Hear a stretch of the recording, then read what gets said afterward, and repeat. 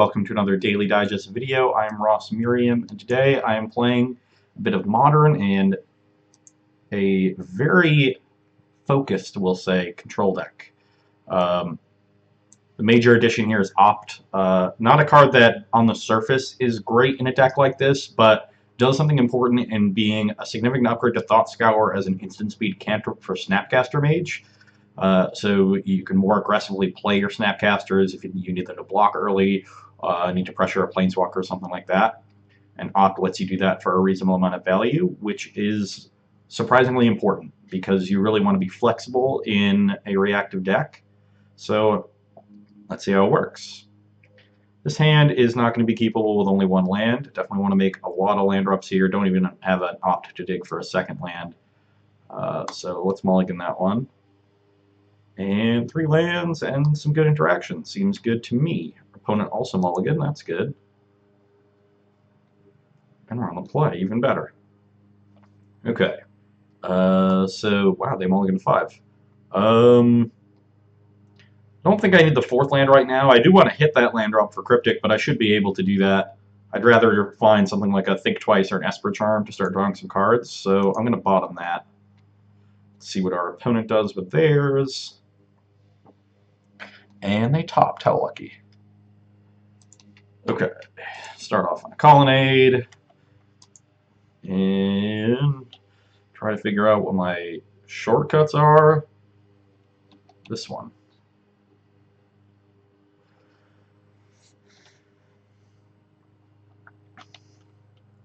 What are you playing, opponent? Bloodstained Mire. That's fine. This is a Death Shadow. Some sort of... Oh, looks like Thoughtseize. Ooh, Insolent Neonate. Okay, you got me. So either Dredge or... Ooh, there's the Esper Charm we wanted. Either Dredge or some Vengevine deck. More likely Vengevine now that they've gone to their turn. I like that they're actually going to attack. So it means they don't have a really explosive hand here, or explosive turn. I guess it still could be Dredge. There are definitely hands where you want to hold the Neonate.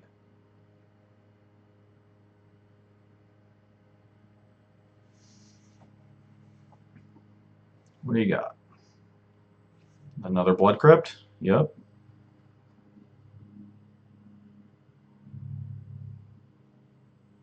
Another Insolent Neonate. Okay then. Well, it's kind of a weird start, but they are on a mulligan to 5, so I guess I shouldn't be too surprised. I guess I could try to make them discard 2 cards, but that might end up being good for them, so I'll just draw cards with this Esper Charm. I did find the 4th land for Cryptic Command. I'm going to have to take a healthy amount of damage here, having drawn... needing to fetch a shock with this Flooded Strand, and having drawn another shock. That'll put me to 12. Discarding a Fatal Push. Yeah, they've got to be like some sort of Vengevine or Hollow One deck. There is a variant of this deck now that doesn't even play Vengevine. Discarding Fatal Push makes a lot of sense against my deck. They could just have an overly reactive hand, which would be quite good for us.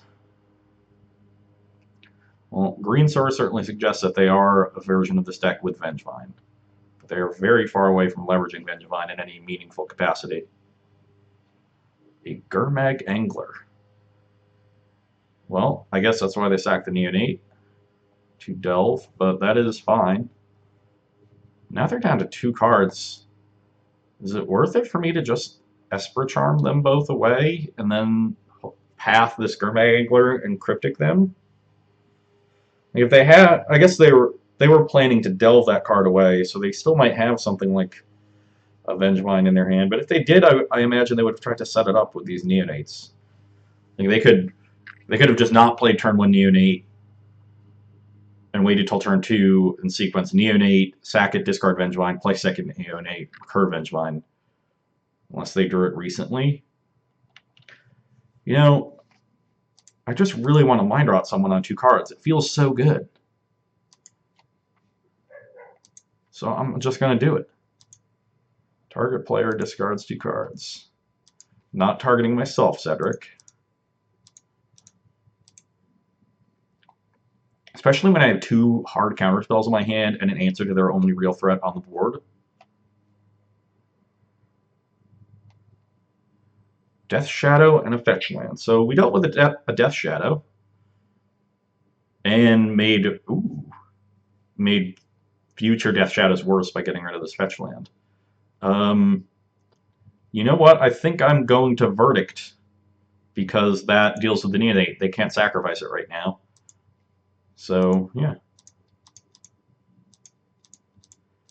So, yeah, I did take 5 damage, but I have now effectively dealt with every single card my opponent has, and now have 2 Cryptics and a Path. So this card better be real good, like Liliana of the Veil good. I think Liliana would be the only card that really gets me. And that might not even get me because I could catch them with no cards in hand of trying to plus it, and then I could bounce it with Cryptic with that ability on the stack. And it looks like they don't have it. I could try to dig for a land. Normally I would think twice main here, but with Cryptics in hand, I'll just pass. I'm not under any pressure to make all those land drops. Just need to make sure I can cover what my opponent's doing. Is this something I want to counter? Because this is a card that could generate a lot of resources over a longer game. By putting Bloodghast and Vengevines and things in the graveyard. But, you know what, it flashes back anyway, so it's not like I can shut them out of that.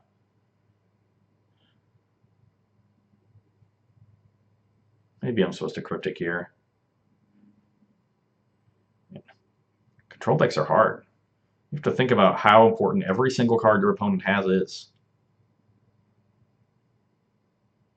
When you play aggressive decks and combo decks, like half their deck is completely irrelevant. It's great. You only have to worry about like 2 cards. A Thought Seize.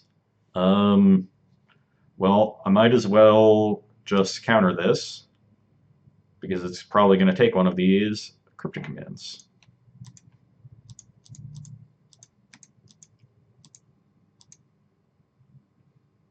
Ooh, a Snapcaster Mage. That is also good. That'll put them under some pressure. It can't flash anything back right now, but that's okay. I might just play it as a 2/1.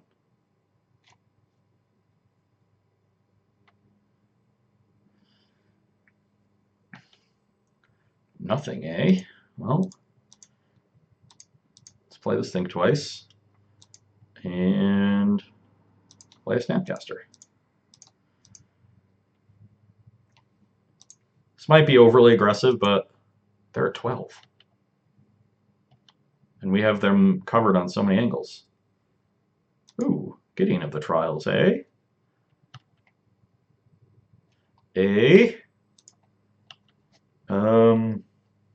So if I play the Gideon, they are just dead to any land next turn? Sure.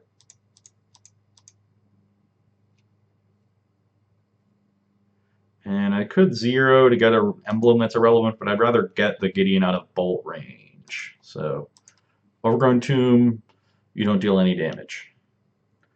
The feeling their list doesn't play bolt because they've already shown me main deck Thoughtseize and Fatal Push, and there aren't a ton of interactive spells in the deck, but the emblem is just so relevant.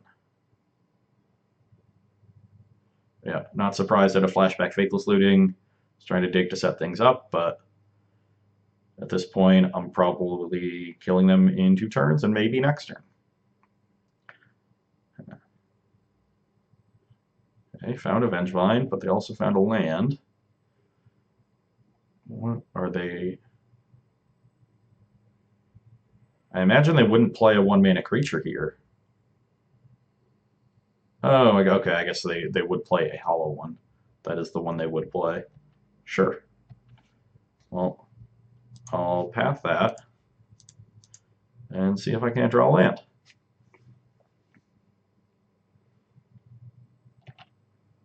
Land.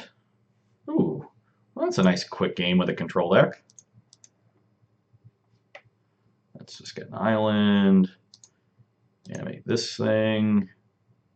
Hope I don't accidentally click the wrong one and get a tapped colonnade. Nope, we're good. Make this a 4/4 and attack you. The game has ended. Huzzah! Okay. How do I want to play against this deck? This Verdict seems good. I don't think E is very good. They're playing a lot of high casting cost things.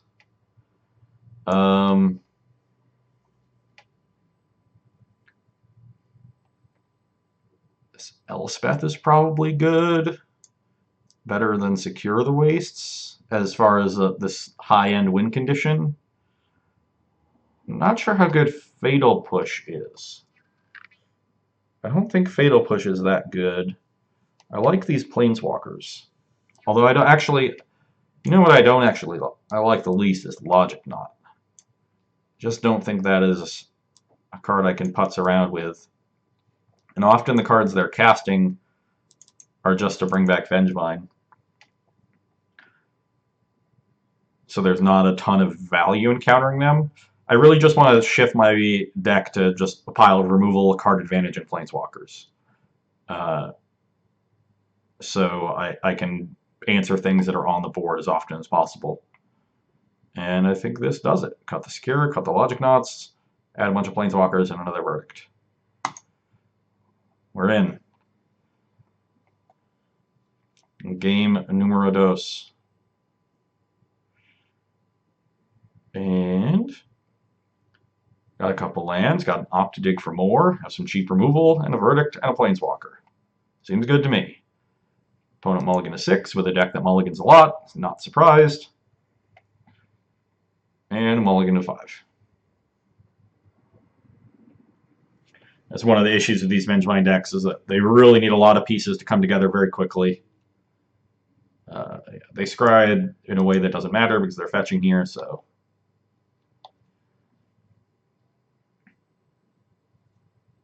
What do you got?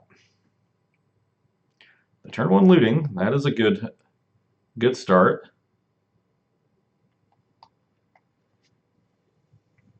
Discard Leyline of the Void and Faithless Looting. Well, that is perfectly fine by me. I guess we can just start on a Colonnade now that I've drawn that. So I just need to opt for a black source here. Now I have the second white source. Ooh, another looting. See if you can hit some Vengevines off this one. Maybe cast a hollow one this turn. Single hollow one would be pretty easy to deal with. Just path it and opt. And they don't discard anything that uses the graveyard, so that's good. And they are down to 2 cards in their hand. That's also good. Looks like a hollow one. Yep.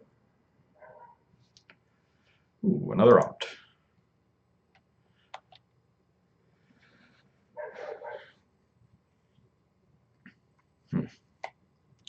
And as I said, we'll just path this.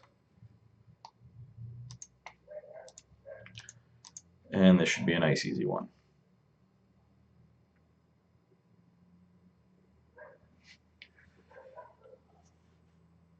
Even if they do something to develop a significant board over the next couple turns, we have Verdict and Gideon. And once again, they're at 12. This Gideon is going to do a lot. Ooh, Thoughtseize. Well, that's fine. Would not be surprised to see them take the Gideon here, given that they're now going to 10. It's probably the best card. They just need to give themselves a lot of time to work through this removal. So take the 1 threat, which also acts as a removal spell anyway, so it'd be difficult for me to imagine taking anything else. Yep. Well, so this game might go on a little bit longer. Definitely don't need a Revelation, I need lands. Snapcaster is not bad. And there is our black source. I think I'm going to snap the opt this turn.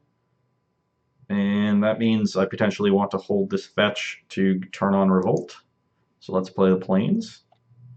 Once again, getting pretty aggressive here because my opponent is in such a weak position. I think normally with a deck like this, you would just opt here and hold the Snapcaster as long as you can. Maybe it ends up targeting the path. Maintaining optionality is very important in decks like this. It might be right for me to actually do that anyway. What did they do? Okay, discarded 2 lands off that flashback looting. So still a very weak position. Had they discarded some Vengevines or something more threatening, then maybe I hold back the Snapcaster. But the fact that they discarded 2 blanks again, yeah, and play another land from their hand. This might be a Death Shadow, which would be an excellent target for our Fatal Push. Okay, not Death Shadow. Flame Blade Adept. Not an excellent target, but a target nonetheless. And I guess I could just target the path and hold the push. No, I just want to make land drops. Kill them with this Colonnade as well. There is a land. Put that one on top. Oh, another opt. You don't say. I'll get a Water Grave so I can cast a Cryptic if I draw it. Don't think that's going to be needed, but still good to practice good ops. Attack you for 2. See what this last Faithless Looting could find. If it finds anything important. Ooh, they drew a Death Shadow. Well, now I might be getting myself into some trouble. But let's try to find a removal spell.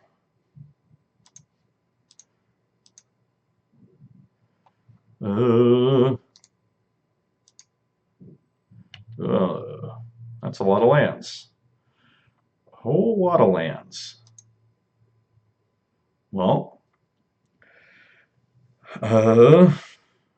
unfortunately there are exactly 5, but they can't really attack because I'm representing a lethal backswing because of Colonnade. So I have gotten myself in a bit of a weird spot, but by being overly aggressive in a control deck.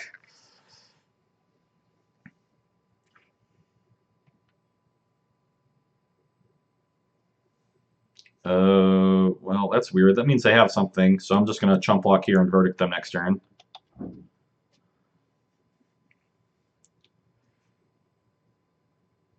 They don't have anything.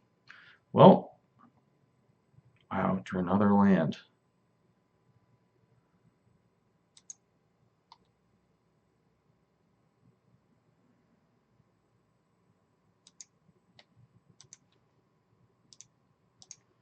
Maybe they suspected I had something and then held back. Good play. Oh, geez. I've managed to navigate myself into a very tricky spot by drawing a million lands in a row. Wow, and that is not even good. So here's what I'm going to do. I'm going to chump block. I guess I can just take an attack for 8. Could have attacked with Colonnade there. I don't want to die to potential Battle Rage. I'm playing this game really weird, probably really badly.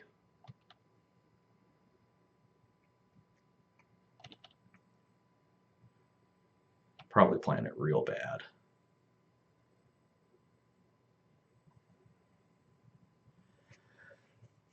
And getting very punished. Okay. Please don't discard Vengevines.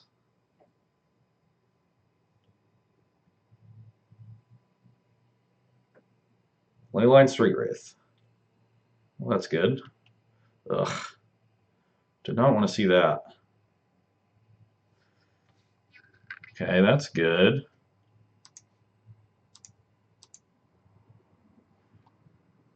One, two, three, four, 5. Perfect. So we have effectively drawn out of this, which is nice. It was going to take a lot. It was going to take a lot for us to get destroyed there, but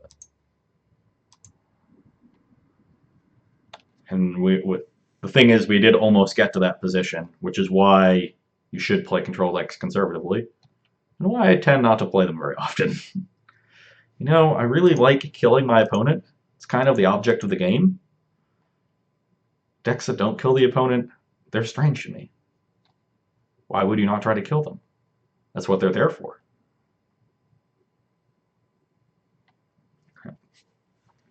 See what they can muster to get in the way of this Gideon. Tilt.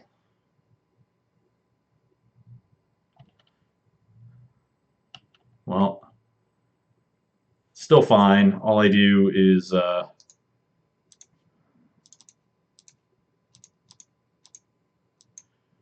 animate, attack. Opponent goes to ones. They're going to need to draw a fatal push here, because I'm going to fog them with this Gideon for a turn.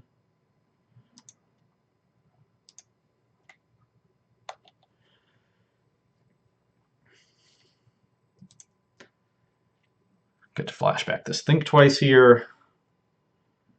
And going to be... They drew a lot of Death Shadows here, which were like my nightmare scenario.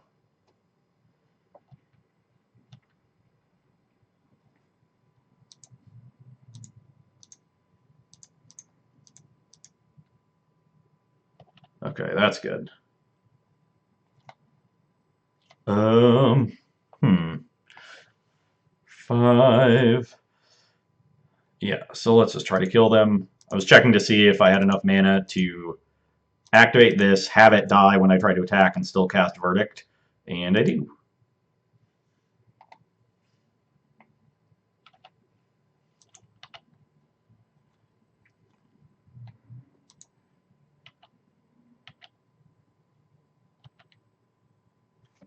Oof. Okay, well, got myself into a weird spot by playing probably, well, definitely unnecessarily aggressive, and my opponent had a few good draws off the top, but their start was just so poor on the mull to 5 that it didn't really matter, which was sort of the reason that I got aggressive anyway.